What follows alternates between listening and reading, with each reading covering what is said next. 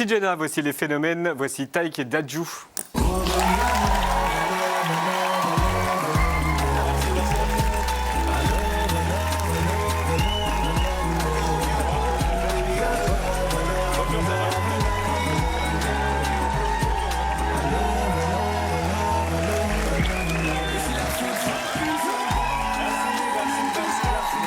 Bienvenue sur le plateau de Quotidien. Alors c'était super, mais vous voulez pas qu'on le refasse? Je me suis trouvé un peu en dessous.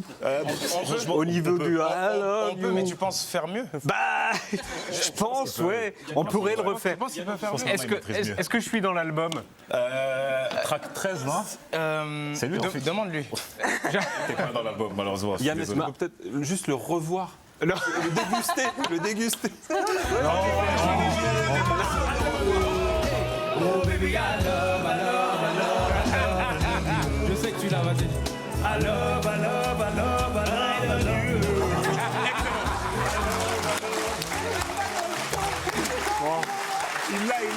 Vous êtes sûr qu'on ne veut pas le refaire? On va le faire après. Bon, pas la peine de le mettre dans l'album en tout cas. Hein, pas la peine. Pas cette version. En tout cas, bienvenue sur le plateau de Quotidien. Merci, le live, vous pouvez le retrouver sur le replay. À vous deux, à eux deux. À vous deux, vous cumulez 30 millions d'abonnés, 3 milliards de streams, 4 milliards de vues et les choses vont encore augmenter avec le projet commun que vous avez annoncé. Un des albums les plus attendus de 2024, il va sortir le 16 février. Qui a eu l'idée de cette collab? C'est ce monsieur. C'est moi. C'est ce monsieur. Je raconte. En fait, c'est du 50-50. Ouais, c'est en vrai de vrai, il m'appelle. T'aimes bien accaparer. Ah, donc c'est son idée. Accaparer la. Ouais, non, c'est moi qui dois raconter cette Non, mais histoire. vas-y, raconte-moi. Commencez pas à vous engueuler. Non, parce qu'il m'appelle, moi adorable. j'étais sur une tournée, j'avais plein de choses à faire. Et donc, donc il me dérange un peu, je vois son numéro, je dis bon, je le rappellerai. Non, il m'appelle, je suis à Vous l'avez Amsterdam. ghosté? Ouais, c'est ça, je le ghoste une fois, deux fois, il me rappelle encore, il insiste. Et moi je suis à Amsterdam et je lui dis, bah, je te rappelle, je le rappelle. Et il me dit écoute, en ce moment je suis sur un délire où j'ai envie de faire en fait 3 morceaux avec plein d'artistes. Sortir des séries de 3 titres, en fait avec des artistes précis. Il a déjà sorti celui avec PLK qui a bien marché. Et il me dit le prochain, j'ai envie de le faire avec toi. Et je lui dis frérot, je te cache pas que toi et moi, c'est tellement attendu, entre guillemets, que 3 titres, je trouve ça trop léger. Donc tranquille, tu vois, tranquille, on fera un bon truc, tu vois. Il me dit bah alors un album, ça te dit? Je dis, t'es en train de jouer au con. Je dis ouais, mais comment? Au début, c'était super lunaire, c'était tellement difficile à imaginer. Et il me dit, honnêtement, je te dis la vérité, s'il y a des artistes avec qui je ferai un album aujourd'hui, c'est toi. Il me dit Nino et Chacola. Il me dit, c'est les 3 vraiment avec qui vraiment je me verrais faire un album. Et là, je me dis que c'est le moment qu'on en fasse. Et il est là. Et il est là. Alors on va splitter l'image. Comme ça. On va splitter l'image. Et je vais vous demander de dire ce que vous admirez le plus l'un chez l'autre. Dadju, je sais que vous êtes très pudique, mais je vais vous demander de fendre l'armure et vous allez commencer. Allez-y.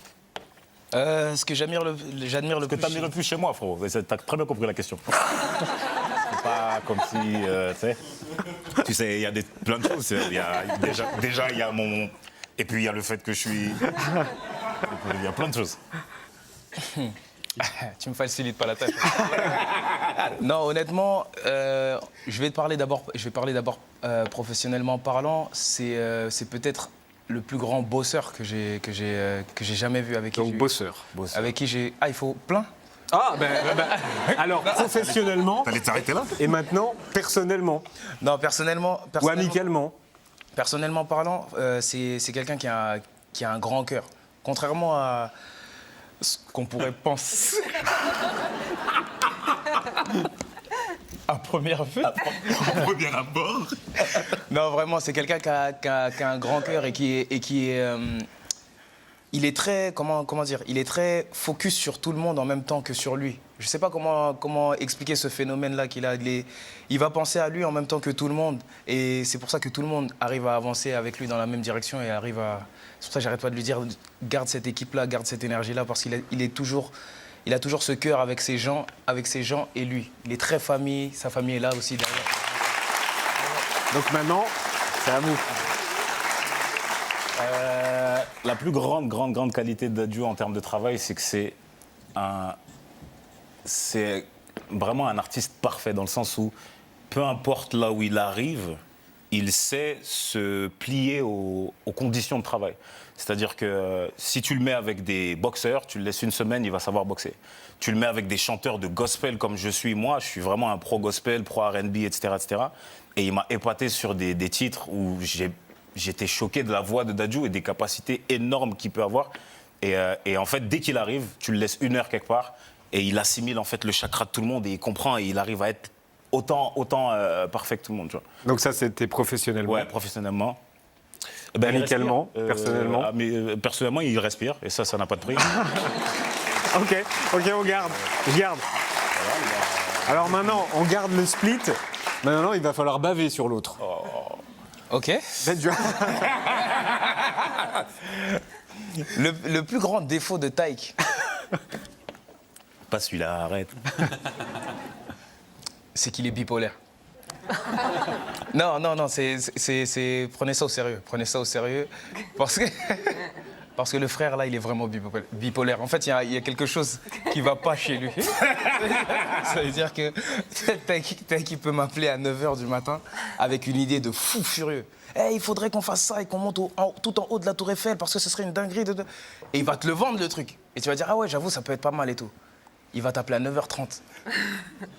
Il va dire, mais quelle idée de merde d'aller en haut de la Tour Eiffel. Et puis quoi, on n'est pas les Black Street Boys. Et il va tuer sa propre idée. Et il fait ça tout le temps. Et je lui ai dit, calme-toi frérot, calme-toi. Ouais, et vrai. son plus grand défaut, c'est sa bipolarité, on va dire. Super indécis. Taïk. Le gros défaut de Dadju, c'est son emploi du temps. Ah, Ouais, il a un vrai défaut. Il est un peu esclave de son emploi du temps. Il a tellement de choses à faire et il est tellement gentil. Et honnêtement, je dis très sincèrement, qu'il veut pas contrarier les gens. Ça veut dire, on sort du studio à 9h, il a un rendez-vous à 10h30 et il y va. Je lui dis, mais frérot, on est au studio depuis 22h. Tu peux juste dire non. tu peux juste dire, on décale. Il va y aller quand même. Il va dire non, mais c'est pour un truc important. Il voulait me voir. Et à la fin, il est cuit, il est mort, il est fatigué, etc. Donc son emploi du temps, je pense que c'est un truc qui le submerge un peu. Ouais. Dadju, au départ, vous vous adressiez surtout aux hommes pour leur donner des conseils sur la manière de se comporter avec les femmes. Aujourd'hui, Aujourd'hui ouais. Vous vous adressez à qui? Non, mais je m'adresse toujours à tout le monde. Je pense pas être le mieux placé pour donner des conseils. J'aime bien raconter des histoires, donner des points de vue. Après, donner des conseils, je sais pas. Après, vous avez découvert un public féminin aussi. Ouais, si. C'est vrai qu'il y a beaucoup de femmes qui m'écoutent aujourd'hui. Bah, ça a commencé un peu avec les femmes, avec Y Rennes. compris les femmes mûres. C'est vrai, oui.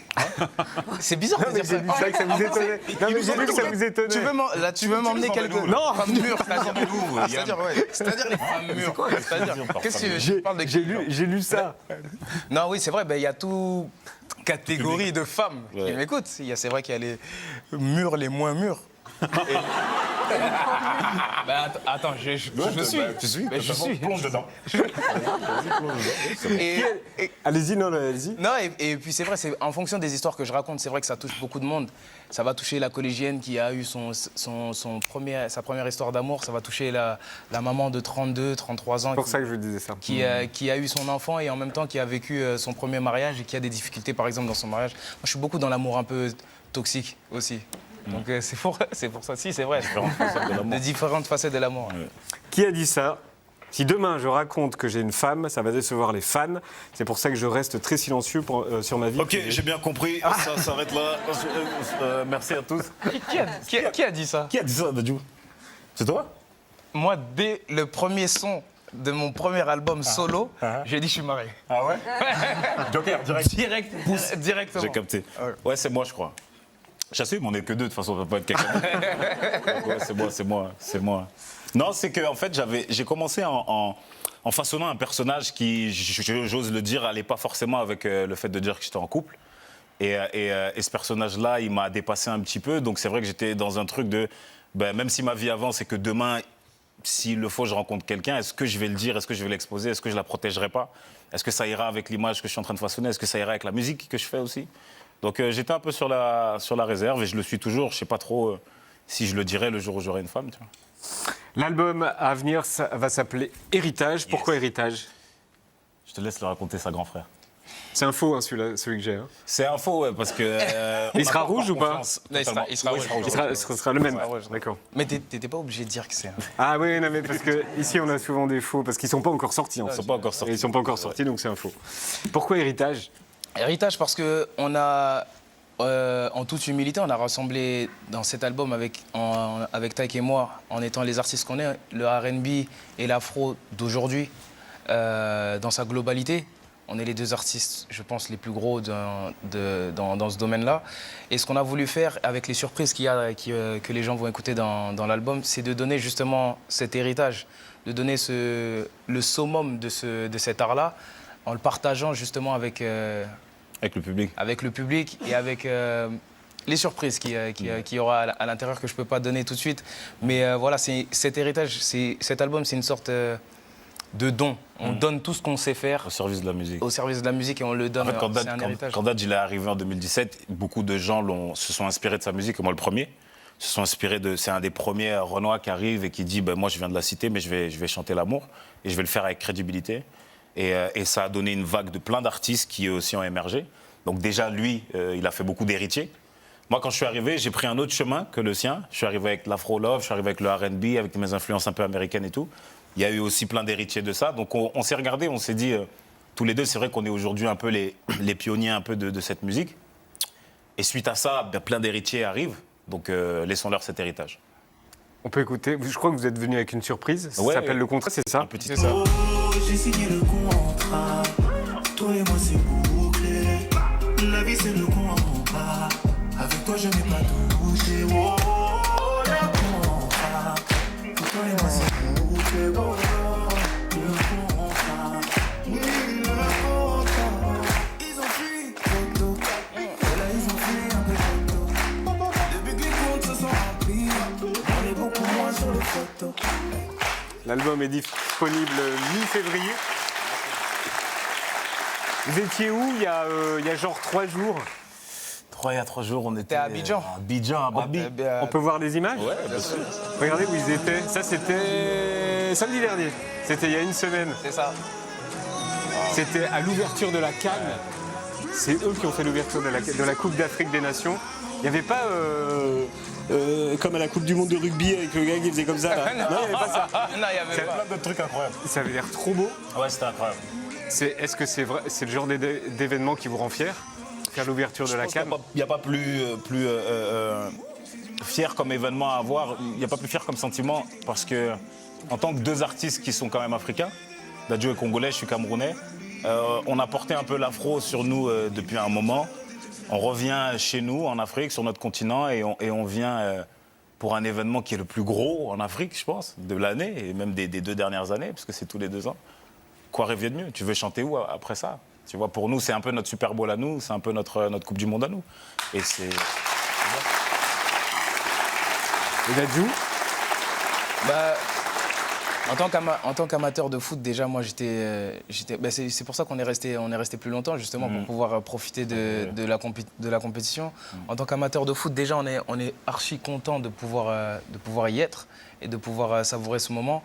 Et avoir l'honneur d'ouvrir cette CAN, cette Coupe d'Afrique, celle que tout le monde va regarder. Honnêtement, il n'y a pas plus grosse fierté. Bon, en tout cas, bravo à tous les deux. Oh,